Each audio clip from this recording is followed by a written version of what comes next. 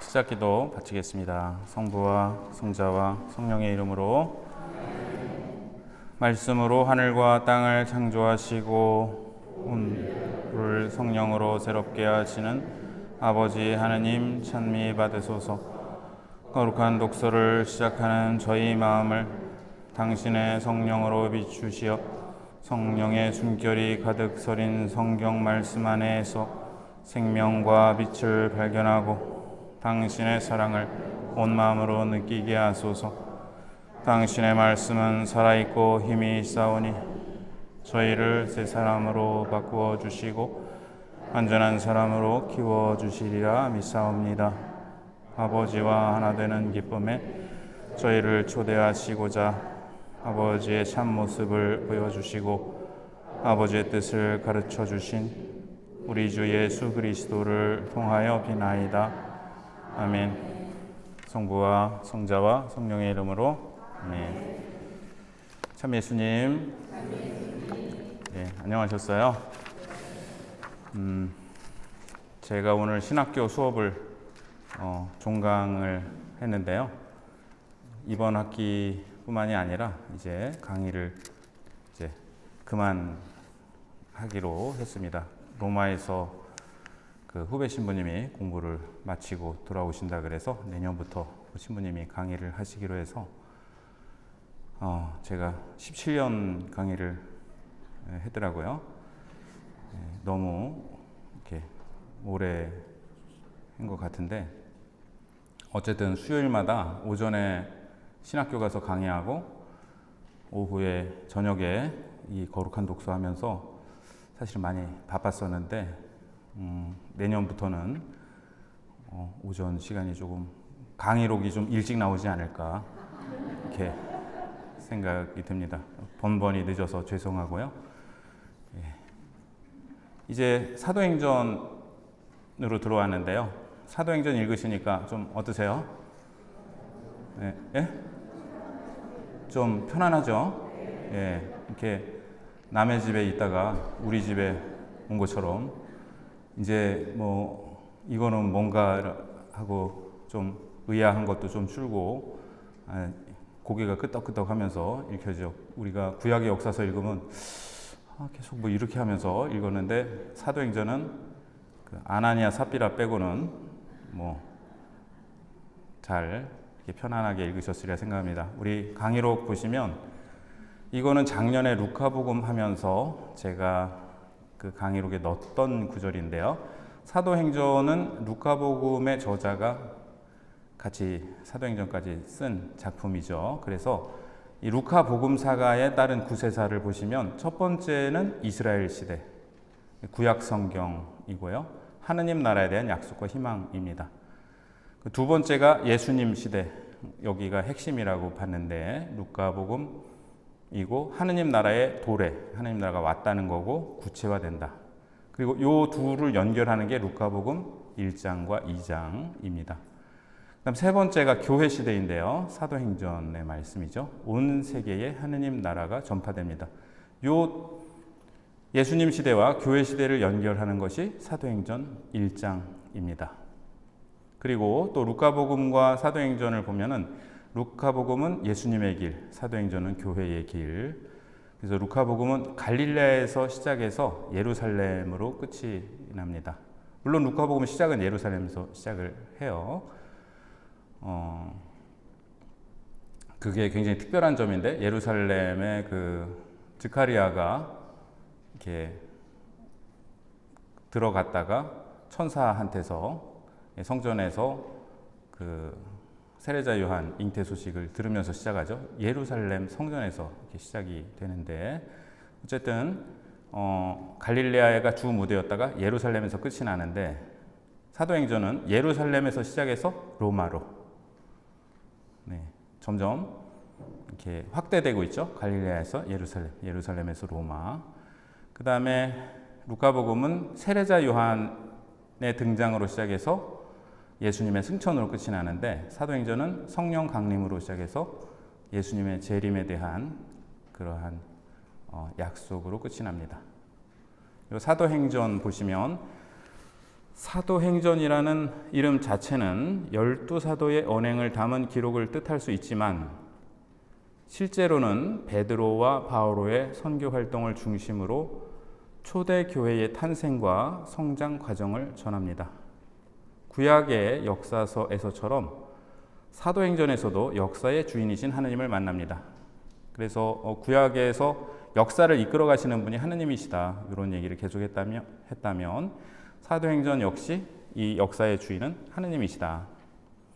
성령을 통하여 초대 교회를 탄생시키고 이끄신 하느님은, 그죠? 성령을 통해서 초대 교회를 탄생시키고 이끄신 하느님은 오늘도 교회를 바른 순례의 길로 이끄십니다.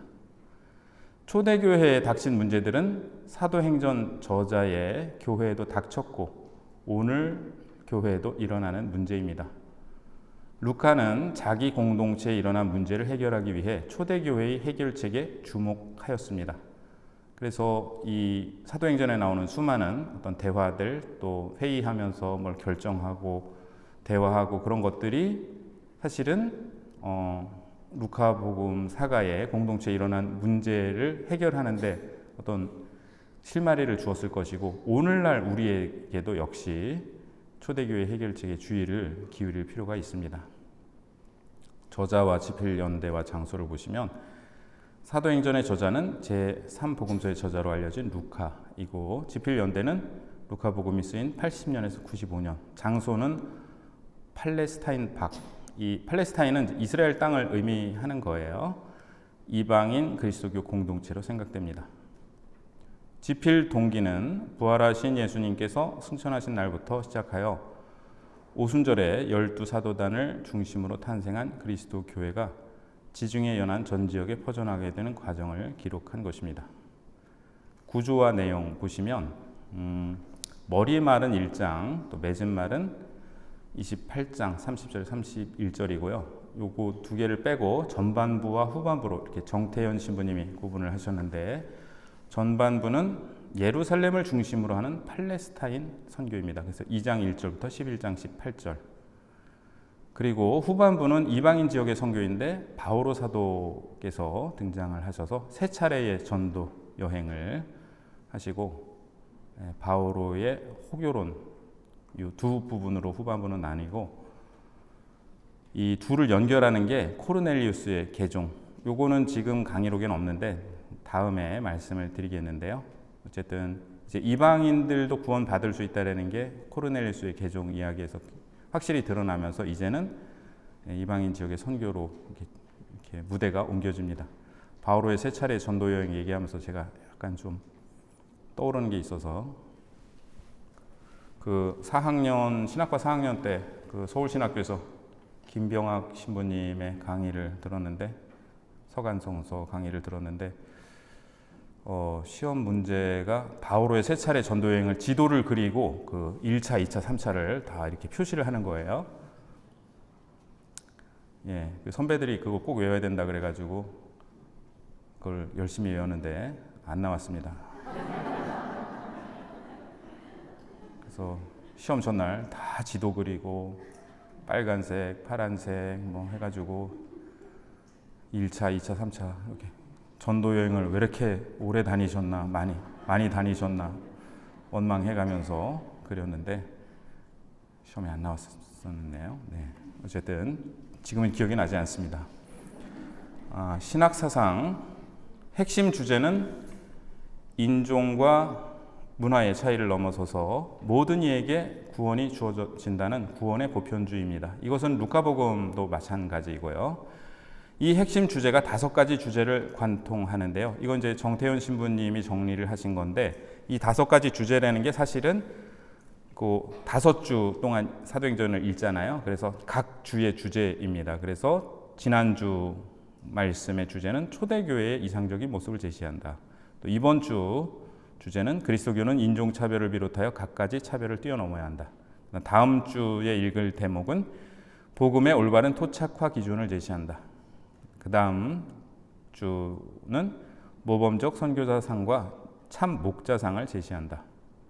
바오로 사도이고요. 그다음 마지막 주는 바오로 사도의 호교론입니다. 제가 까먹을까봐 말씀드리면 다다음 주에는 강의와 나눔이 없고 모임이 없고 그 다음 주에 있어요. 3주 뒤에 있습니다. 그래야 우리가 12월 17일 그때가 종강입니다. 사도행전이라는 제목을 보면 일어난 일들을 마치 일지를 쓰듯 순서대로 기록한 것이라 생각할 수 있지만 저자는 다른 사람들이 기록한 전승이나 입으로 전해지던 이야기들을 자료로 사용하여 복음이 전파되는 과정을 기술합니다. 사도들의 설교는 그 자리에서 바로 기록한 것이라기보다 그렇잖아요. 그 베드로 사도의 설교랄지 아니면 스테파노의 설교랄지 이런 걸 누가 막 녹취를 하거나 아니면 막 옆에서 막 빠르게 썼다기보다는 전승들을 토대로 편집한 것이며 바오로 사도의 행적도 바오로 사도 자신이 서간에서 말씀하시는 바와 일치하지 않는 경우가 있습니다. 그래서 저자는 구원의 기쁜 소식이 전파되는 과정에서 성령의 이끄심을 알아보며 사도행전을 통해 그것을 표현합니다. 그래서 우리 사도행전 읽으시다 보면 막 뒷부분에 우리는 송창식 노래 제목이네요. 막 그렇게 주어가 막 우리가 이렇게 했었다 그래서 그러니까 그렇게 생각할 수 있죠. 이 사도행전을 쓴 분이 직접 전도여행을 다니면서 썼구나라고 생각할 수도 있는데 그렇게 볼 수도 있지만 어떤 자료가 있는 거예요. 전에 우리가 뭐 하면서 그 느헤미야기, 에즈라기 이렇게 볼 때 그 사람들의 이제 회상록 같은 게 있었잖아요. 그게 그냥 편집에 이렇게 썼듯이 그거를 바꾸지 않고 그러니까 그런 자료를 있는 그대로 이렇게 넣어서 그렇게 표현이 되었을 수도 있습니다. 자, 이제 65차 사도행전 1장에서 5장 이상적 교회 공동체인데요. 예수님의 승천 같이 읽어보실까요? 사도들이 함께 모여 있을 때에 예수님께 물었다. 주님, 지금이 주님께서 이스라엘에 다시 나라를 일으키실 때입니까?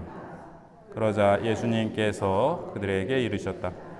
그때와 시기는 아버지께서 당신의 권한으로 정하셨으니 너희가 알 바 아니다. 그러나 성령께서 너희에게 내리시면 너희는 힘을 받아 예루살렘과 온 유다와 사마리아 그리고 땅 끝에 이르기까지 나의 증인이 될 것이다. 예수님께서는 이렇게 이르신 다음 그들이 보는 앞에서 하늘로 오르셨는데 구름에 감싸여 그들의 시야에서 사라지셨다. 예수님께서 올라가시는 동안 그들이 하늘을 유심히 바라보는데 갑자기 흰 옷을 입은 두 사람이 그들 곁에 서서 이렇게 말하였다. 갈릴레아 사람들아, 왜 하늘을 쳐다보며 서 있느냐? 너희를 떠나 승천하신 저 예수님께서는 너희가 보는 앞에서 하늘로 올라가신 모습 그대로 다시 오실 것이다. 눈 좋으시네요. 이거 10.5로 했는데 원래 11로 했었는데 강의록 다 만들고 보니까 모자라서 부득이 10.5로 이렇게. 근데 조금 불편하실 것 같은데 죄송합니다. 루카복음은 제자들이 예루살렘으로 돌아가면서 끝이 납니다. 루카복음 마지막 구절 같이 읽어보실까요? 그들은 예수님께 경배하고 나서 크게 기뻐하며 예루살렘으로 돌아갔다. 그리고 줄곧 성전에서 하나님을 찬미하며 지냈다. 이 다른 복음서들은 갈릴레아에서 이렇게 부활하신 예수님을 뵙고 그러고 끝이 나는데 루카복음만 예루살렘 으로 돌아가고 예수님께서 머물러 있으라고 하셨어요. 왜 그러냐 하면 사도행전으로 이어지기 때문인데 예루살렘에서 성령 강림이 일어나고 그렇게 이어지기 때문입니다. 그래서 성령을 받은 사도들은 예수님을 증언하기 시작하는데 처음에는 예루살렘을 중심으로 활동이 전개됩니다. 그러나 스테파노가 순교하고 교회가 박해를 받게 되자 사도들 말고 모두 유다와 사마리아 지방으로 흩어지게 된다.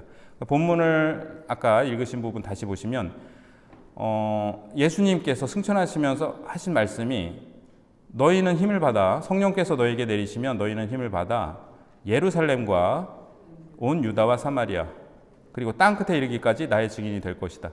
이게 사도행전 전체의 내용이에요, 사실은. 그래서 예루살렘에서 중심으로 선교를 하다가 스테파노의 순교 이후에 흩어지면서 도망만 가는 게 아니라 막 복음을 전하는 거예요. 그러니까 박해를 하면 이 그리스도교를 뿌리 뽑아 버리려고 박해를 하는데 이분들이 박해를 당해서 피난을 가면서 복음을 전해요. 그래서 유다와 사마리아로 전해집니다. 그리고 나서 땅 끝에 이르기까지. 근데 땅 끝이 어디냐면 어딜까요? 로마예요, 로마.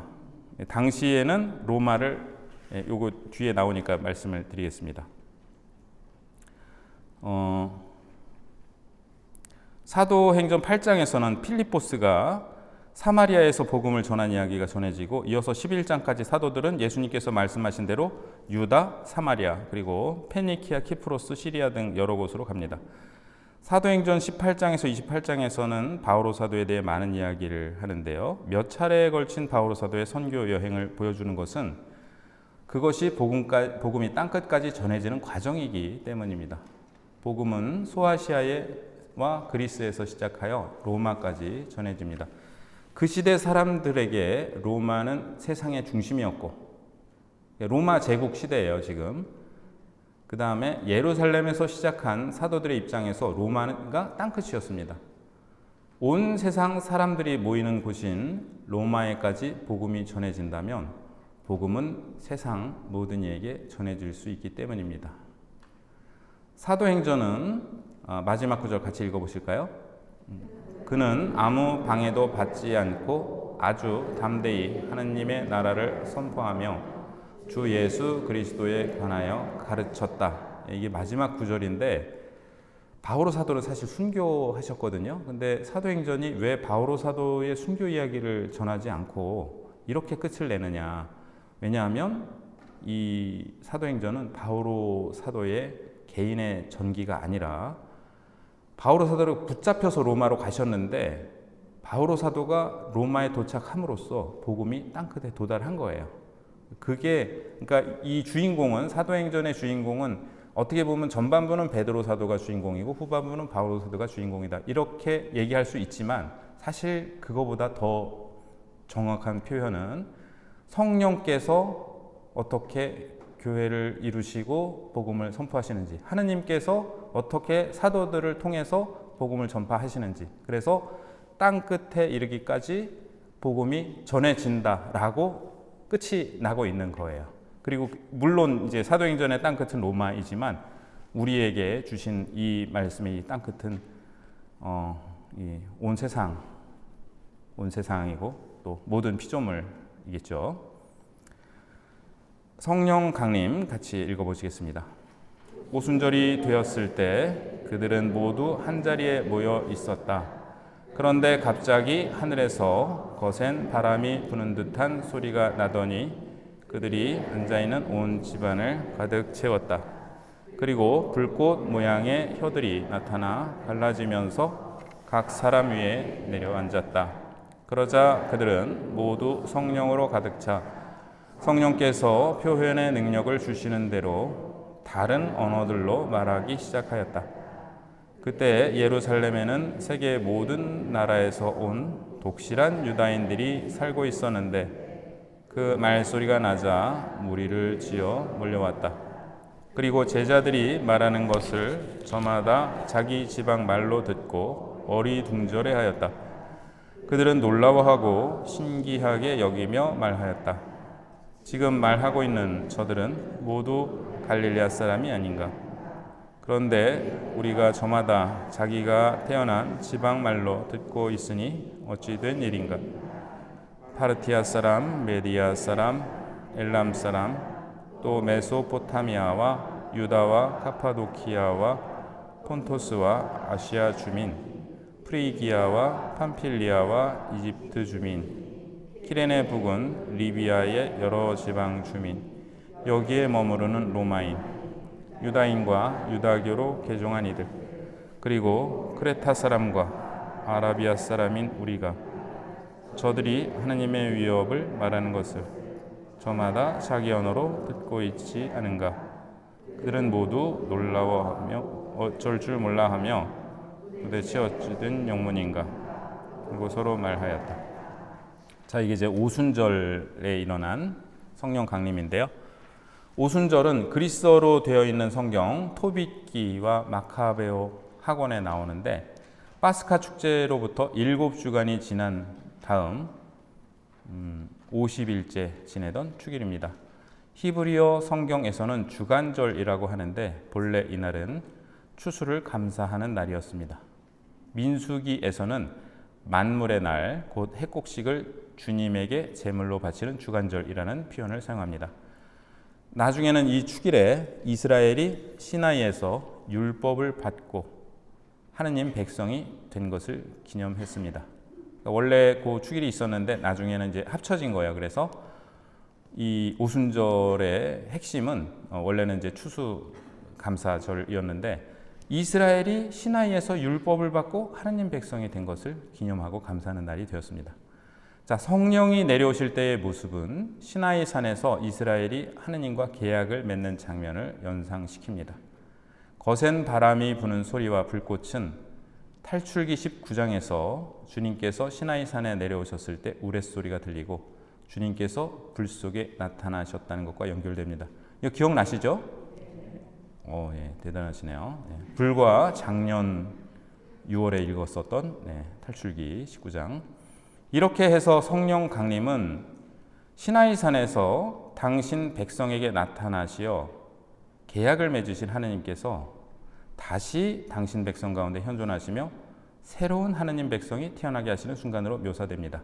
그러니까 구약의 오순절은 구약의 이스라엘 백성이 시나이에서 계약을 통해 하느님의 백성으로 태어난 것을 감사하는 날이었는데 이제 신약의 오순절은 이제 새로운 이스라엘인 거예요. 바로 교회 공동체이죠. 이제 이스라엘 민족이 아니라 이제 하느님을 섬기는 교회 공동체를 얘기하는 건데 이스라엘이 모든 민족 가운데 하느님의 소유가 되고 사제들의 나라가 되며 거룩한 민족이 되었듯이 이제 새로운 하느님의 백성도 온전히 하느님께 속하여 온 세상에 복음을 전파하게 될 것입니다.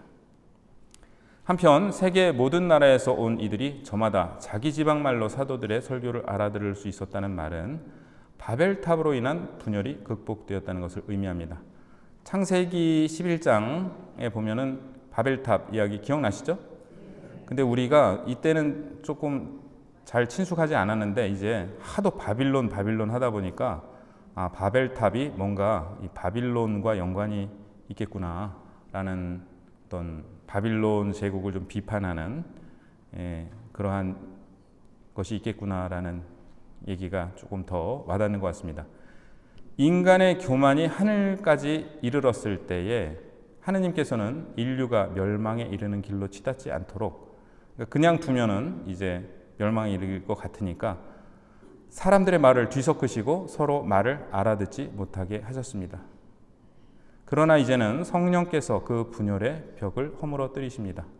인간들이 같은 말을 사용하여 다시 하늘까지 닿는 탑을 세우고 이름을 날리게 하기 위해서가 아니라 복음을 통하여 모든 일을 하나로 일치시키기 위해 그렇게 하십니다. 좀 전에 읽었던 예수님 승천 본문과 이 본문은 안소근 수녀님의 신약 종주라는 책에서 인용을 하였습니다. 그 다음에 베드로의 오순절 설교를 보시면 베드로 사도는 먼저 요엘서를 인용하면서 지금 일어나고 있는 일들이 구약 예언의 성취임을 보여주고 이어서 예수님의 활동, 특히 죽음과 부활을 선포하며 마지막에는 시편을 인용하여 부활을 확증합니다. 베드로 사도는 지금 주로 예루살렘에 모인 유다인들을 대상으로 설교하고 있기 때문에 예수님께서 주님이시며 메시아이심을 밝히는데 구약을 논거로 삼습니다.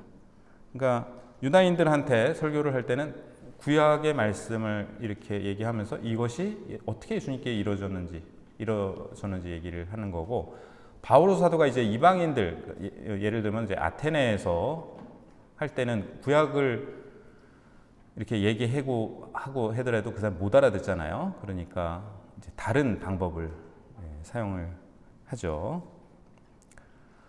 자, 처신자 공동체의 생활 보시면 2장 42절 같이 읽어보실까요?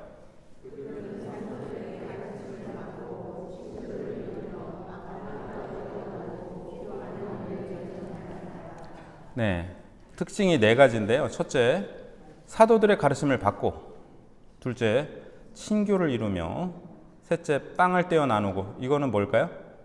예, 성찬례입니다. 예, 성찬례를 거행하고 기도하는 일에 전념하였다. 이 네 가지. 이 공동체의 모습은 그 자체로 선교적입니다. 근데 지금 이 모습이 초대교회 때는 참 이렇게 했구나 이렇게 생각할 수 있는데, 오늘 지금 우리가 하는 거랑 똑같은 거예요. 사도들의 가르침을 받고, 지금 사도행전 읽잖아요, 그죠? 친교를 이루며 일단 나눔 하실 거잖아요. 빵을 떼어 나누고, 좀 전에 미사 했잖아요, 그죠? 기도하는 일에 전념하였다. 그래서 댁에 가셔서 기도를만 하시면 사도행전의 이상적인 공동체를 오늘 이 엑기스로 경험을 하는 날이 되겠습니다. 자, 하나니아스와 삽비라. 하나니아스는 좀 너무하죠. 그거 조금 이렇게 땅을 팔았는데 그거 다 안 가져오고, 근데 그 핵심이 그럼 땅 팔았으면 다 갖고 와가지고 그거 이렇게 뭐 해야 되는 건가 이렇게 생각하실 수 있는데, 그게 핵심은 거짓말을 한 거예요. 요즘 텔레비 보면 거짓말하는 사람 되게 많던데, 이 거짓말한 게 문제입니다. 하나니아스는 히브리어로 야훼께서 은혜로이 베푸셨다는 뜻이고, 삽비라는 아람어로 아름다운이라는 뜻입니다. 이름은 되게 좋아요, 그죠? 예, 삽비라는 그러니까 뭐 미자 뭐 이런 아름다운. 예, 하나니아스는 뭐 둘은 하느님께 받은 은혜의 보답을 제대로 못했습니다. 그래서 그 정태현 신부님 책에 의하면 하나니아스는 은혜를 받았고 부인도 아름다웠다. 예, 둘 다 이런 복을 받았다라고 쓰셨는데, 제가 일부러 뺐는데, 빼놓고 왜 얘기하나 모르겠네. 네. 그래서 둘은 하나님께 받은 은혜의 보답을 제대로 못한 것 같습니다. 하나님께 받은 선물은 나눔으로 이어져야 합니다. 땅을 판 돈의 일부를 교회 공동체에 바치고 나머지를 자기 소유로 삼은 것은 전혀 잘못이 아닙니다. 그래서 조심하셔야 돼요. 이렇게 앞으로 계속 성당 다니시면 괜찮은데, 또 혹시 성당 다니세요. 예.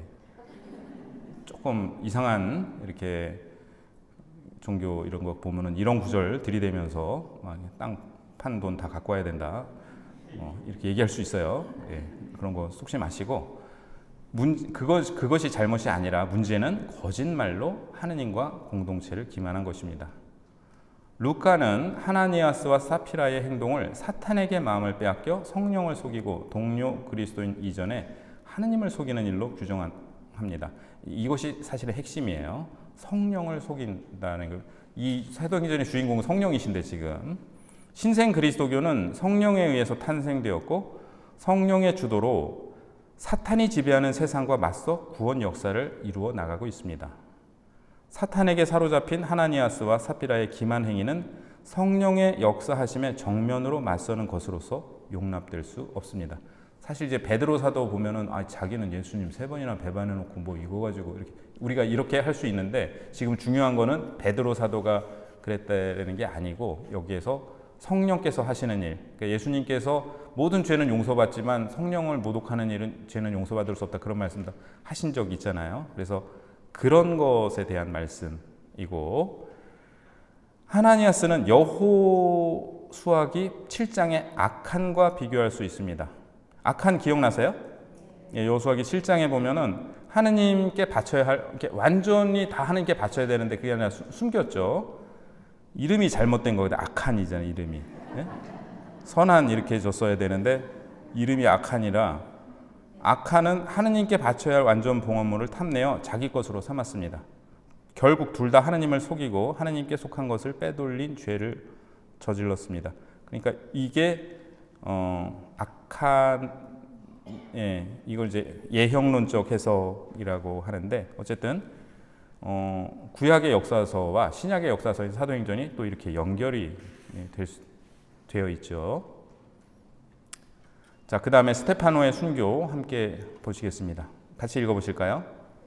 그들은 이 말을 듣고 마음에 화가 치밀어 스테파노에게 이를 갈았다.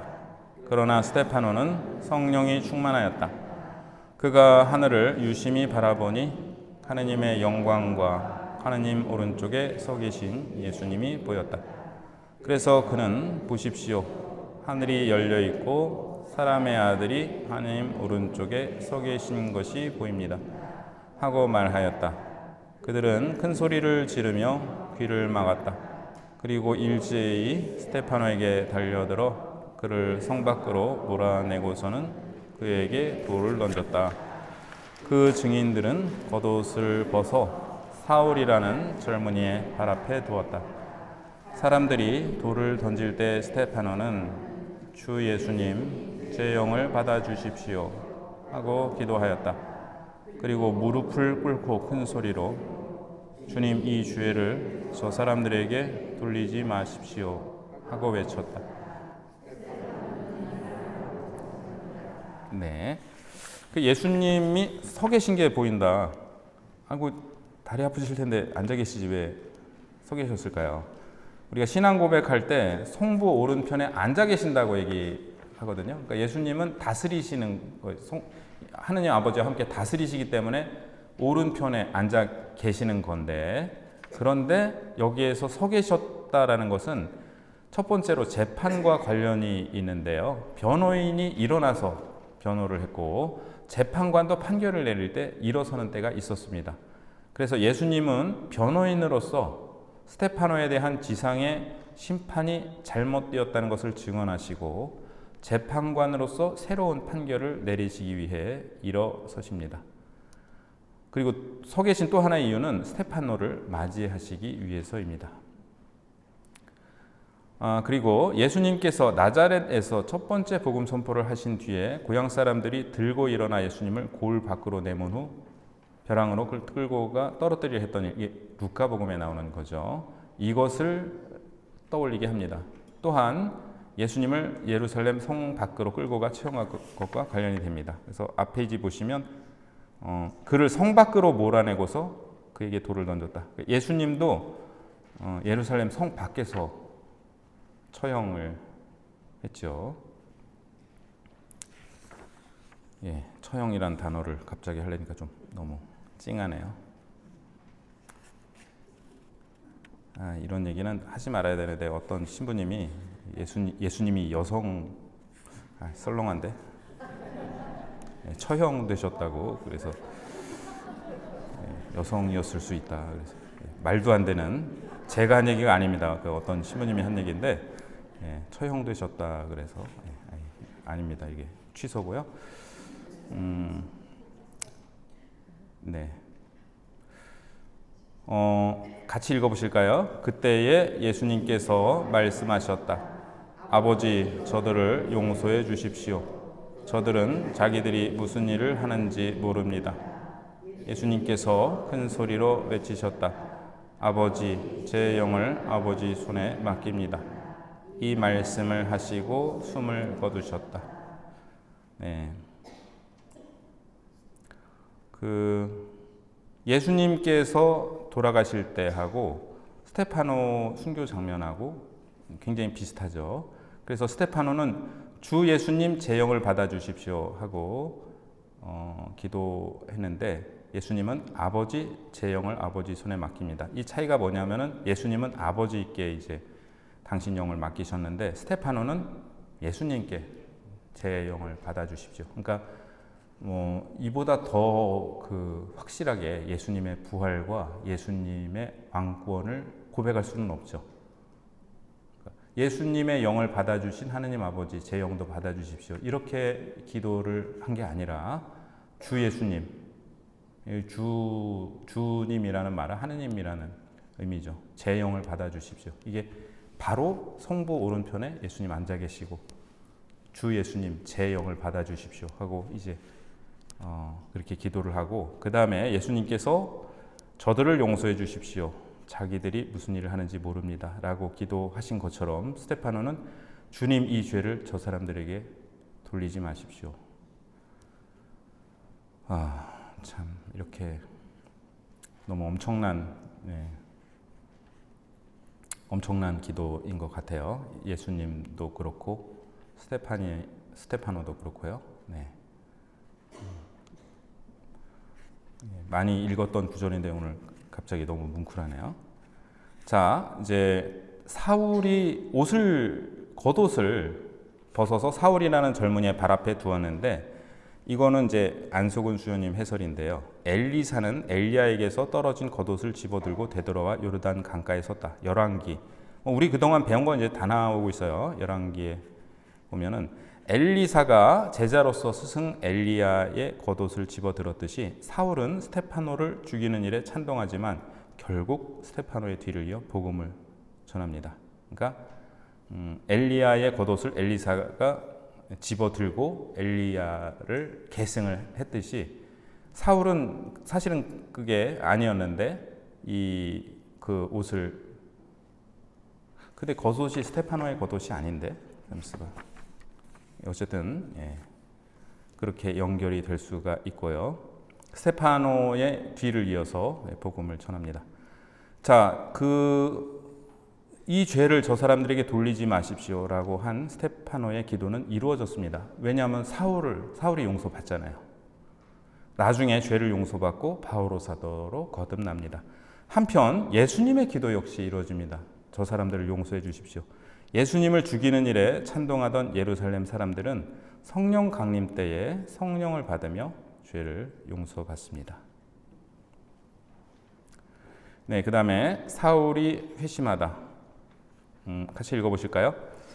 사울은 여전히 주님의 제자들을 향하여 살기를 내뿜으며 대사제에게 가서 다마스쿠스에 있는 회당들에 보내는 서한을 청하였다.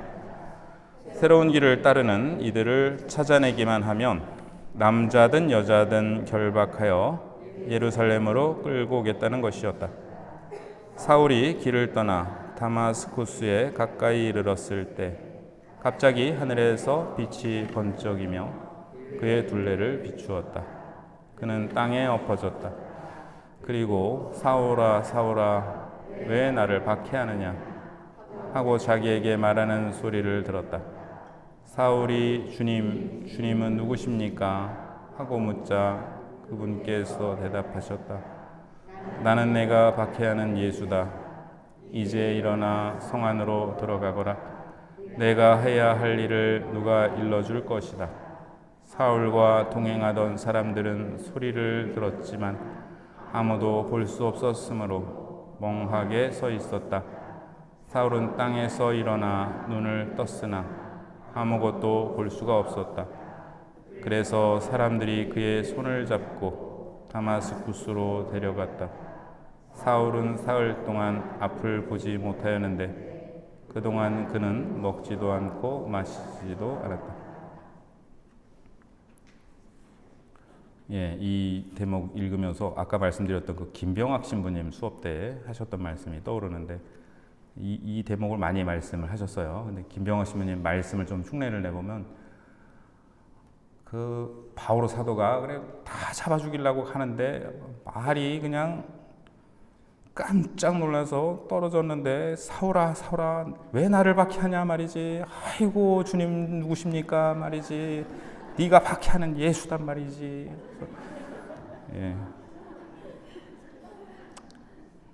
그렇게 말씀을 하셨는데요. 여기 셋째 줄에 보시면 새로운 길을 따르는 이들. 근데 원문에는 길이라고 돼 있는데 의역해서 새로운이라는 말을 첨가를 우리말이 했습니다. 길을 따르는 이들을. 그래서 이 길이라는 게 뭔가 하면은 유다인들의 일상생활을 안내하던 율법, 관습, 전통을 통틀어 할라카라고 하는데요. 할라카는 걷다를 뜻하는 할라크의 명사형으로서 걸어야 할 길이라는 뜻을 지닙니다. 이에 비해 그리스도인들은 이 할라카를 따라 걷지 않고 새로운 길을 걷는다는 의미에서 초대 그리스도교를 새로운 길이라 부르기도 했습니다. 그래서 이 사도행전에도 보면 길이라는 단어가 나오는데 그게 그리스도교를 의미할 때가 있습니다. 예수님이 여기서 굉장히 중요한 대목인데 왜 나를 박해하느냐, 왜 나 믿는 사람들을 박해하느냐가 아니라 왜 나를 박해하느냐라고 물으시는데요. 이처럼 당신과 다른 일을 동일시하시는 장면은 신약 성경에 두 차례 나오는데, 한 번은 마태복음 25장에서 내가 굶주렸을 때, 내가 목말랐을 때, 내가 헐벗었을 때. 그래서 주님께서 언제 굶주리시고 언제 목마르시고 언제 헐벗으셨습니까 했더니 가장 보잘것없는 사람, 가장 작은 이 하나에게 해준 것이 바로 나에게 해준 것이다 라고 하시면서, 예수님은 내 형제들이 굶주렸을 때, 내 형제들이 헐벗었을 때가 아니죠. 내가 굶주렸다, 내가 헐벗었다, 이렇게 동일시 하시는 장면이 나오고, 다른 한 번이 바로 여기 이 대목인데, 당신 때문에 박해받는 이들, 당신의 길을 따르는 이들과 당신 자신을 동일시 하십니다. 예수님의 말씀은 바오로 사도에게 두 가지 이유에서 충격이었는데요. 첫째, 나자렛 예수는, 근데 예수님이 여기에서 네가 박해하는 나자렛 예수다 라고 말씀을 하세요. 네가 박해하는 예수 그리스도다가 아니고, 그 나자렛 예수는 사실 예수님의 죄명패에 써있던 그 말씀이었잖아요. 근데 나자렛 예수는 하느님에게 저주받아 죽은 자였어요. 왜냐하면 신명기에 보면 나무에 매달려 죽은 자는 저주받은 자라고 나오는데, 그런 십자가에 매달려 죽은 사람이 메시아일 수는 없었습니다. 그런데 그분이 살아계시고 자기에게 말씀을 하고 계십니다. 두 번째, 부활하신 예수님은 당신 자신을 그리스도인들과 동일시 하십니다. 자기가 박해하고 있는 그리스도인들과. 이것이 나중에 교회를 그리스도의 몸과 동일시하는 바오로 교회론의 기초가 됩니다. 그러니까 바오로 사도가 여러 차례 말씀을 하시죠. 이 교회는 그리스도께서 머리시고 우리는 그 몸이다. 근데 이게 어디서 나왔는가? 예수님께서 나를 믿는 사람을 박해하는 건 나를 박해하는 거다. 왜? 그리스도인들과 나는 하나다. 여기에서 바오로 사도의 우리 그 고백이 나오는 거예요. 교회는 그리스도의 몸이다. 그리스도는 우리의 머리이시다. 한 몸이다라는 이 교회론의 기초가 됩니다. 사울아 사울아 왜 나를 박해하느냐. 참 이 말씀도 굉장히 많이 이렇게 와닿는데요. 이 말씀은 글쎄요, 예수님께서 바오로 사도를 굉장히 이렇게 혼내신다기보다 굉장히 간곡하게 물어보시잖아요. 왜 나를 박해하느냐. 사울아 사울아. 이게 두 번 부르시는 것도 굉장히 이렇게, 성경에서 두 번 부르시는 것은 특별한 의미가 있는데요. 어떤 애정의 표현이기도 하고, 마르타야 마르타야 이렇게. 아니면은 부르심을 주실 때 아브라함아 아브라함아, 모세야 모세야, 사무엘아 사무엘아 이렇게. 이 말씀이 평생 바오로 사도의 마음에 각인되었을 것입니다. 바오로 사도는 예수님과 동행하면서 열두 사도처럼 그렇게 동행하지 않았는데 스스로 사도라고 칭했어요. 누가 사도라고 한 게 아니라 자기가 사도라고. 왜냐하면 나도 예수님을 선포하다가 목숨을 바치게 될 것이기 때문입니다. 박해를 하던 사람이 박해를 받는 사람이 되었습니다. 박해를 받으면서 바오로 사도는 되뇌었을 것입니다. 내가 박해받는 것이 아니라 그리스도께서 박해받고 계시다. 요거는 제 묵상인데요.